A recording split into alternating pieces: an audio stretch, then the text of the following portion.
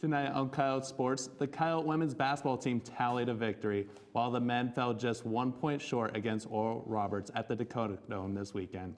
And in the Bauer Beat, Sean discusses an unexpected sports outcome from this weekend. But it's not about the Super Bowl. I'm Brandon Noel. And I'm Sean Bauer. The women's tennis team is looking forward to a season of success under its new head coach, and it's National Signing Day for the Coyote football team. Find out who will be coming to USD next year. First, the headlines. Taylor? Hall of Fame defensive lineman Warren Sapp has been fired by the NFL Network following his arrest early Monday morning. Sapp was arrested for soliciting a prostitute and assault in Phoenix. The 42-year-old Hall of Famer had worked for the network since 2008 and was in Phoenix covering the Super Bowl. Cleveland Browns rookie quarterback Johnny Manziel has checked into rehab. Officials with the Browns say the former Heisman winner voluntarily entered treatment last Wednesday. Manziel has made headlines for his off-the-field issues in recent months, including missing the team's final walkthrough of the season. And those are your headlines. Thanks, Taylor. Today is National Signing Day for football. In Coyote News, Levi Goots is live at the Old Lumber Company for the Coyote signing party with the latest details. Levi? Thanks, Brandon. We're here and we're talking with the associate head coach of football about some of the new sign-ins that are coming to USD. Thanks for being with us. So what can you tell us about the new sign-ons that are coming? How do you feel about the new recruits?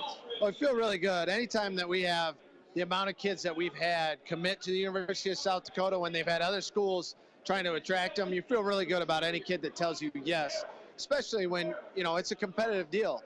These kids are getting recruited by a number of different schools, and when they say yes to us, that's pretty exciting for us. But overall, really happy. We hit on the needs that we felt like we needed to improve on, not only from, you know, last year, but previous recruiting years. So feel really comfortable with the kids that have committed, and they can come in here and be a success throughout their years.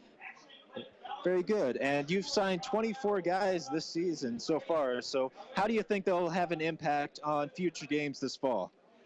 You know, most of them are going to redshirt, and that means that they're not going to play that first year. Now, will there be a handful of kids, just like last year? I think we had 34 kids that we signed, and about 6 didn't redshirt. So most of these kids will redshirt, so they're just going to add depth. They're going to play scout team.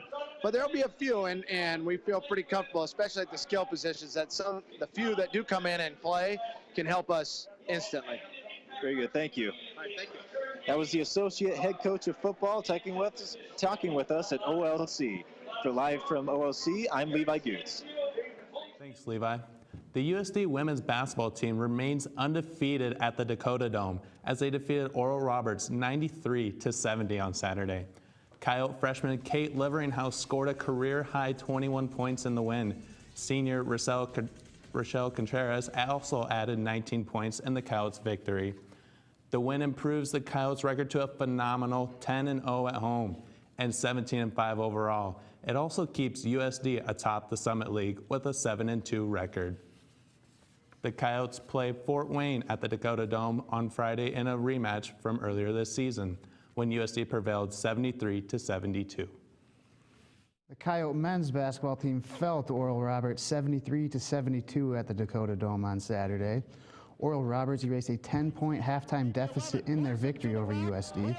Donnell Henderson made 2 free throws for the Golden Eagles with 23 seconds left, and USD's Tyler Larson missed a game-winning field goal in the final seconds. Brandon Boss and Casey Kasperbauer each scored 16 points to lead the Coyotes. The loss moves USD to 10-13 overall and 4-5 in conference play. The Coyotes will try to end a 3-game skid tomorrow night as they take on Western Illinois at the Dome. The women's tennis team is off to a promising start this year. It might be because of their new drills, fresh attitude, or new head coach, Brett Barnett. The women's tennis team received a key component they were missing last year. The Coyotes' new head coach joined the team at the beginning of this semester. It's been a good easy transition here. Campus has welcomed me. All the coaches are great. The community has been really good, and it's been nice getting to know the girls and been working hard. Working with the players to improve their individual strengths. The teams had more practices than last season and more one-on-one training. The players say they're grateful for their new coach. He's doing a great job. I mean, we're lucky to have him. We haven't had a coach all semester last semester, so I'm excited for the season to start, and we'll see what we can do. The team has won both of their meetings so far against Minnesota State Moorhead and North Dakota. The team's season continues this Friday against Augustana. In this week's Bauer Beat, Sean discusses a recent sporting event taking place in Arizona, but he's not talking about football. For me, the biggest story coming out of Arizona this past week wasn't the Patriots winning the Super Bowl, but Tiger Woods missing the cut at the Phoenix Open. It wasn't that he just missed the cut, that happens. But the fact that he shot an 82 in his final round, that's not a typo, 82. That's a score that even I can shoot, at least on a good day. But before everyone starts jumping ship and saying Tiger won't win again or that he's overrated, let me give you a brief history lesson. Every time Tiger's switched coaches and developed a new swing, it's taken time for him to come to true Tiger form. When he switched from Butch Harmon to Hank Haney, people were quick to judge. The same can be said when he went from Haney to Sean Foley. Yet, every time Tiger has proven the doubters wrong and won often, and risen to world number one each and every time. So I believe that with new coach Chris Como, Tiger will return to his winning ways. I'm so confident in him that I'll even make a guarantee that Tiger will win the Masters in April, break Sam Snead's record of 82 PGA Tour wins, and become world number one by the end of the year. And that's the Bauer Beat.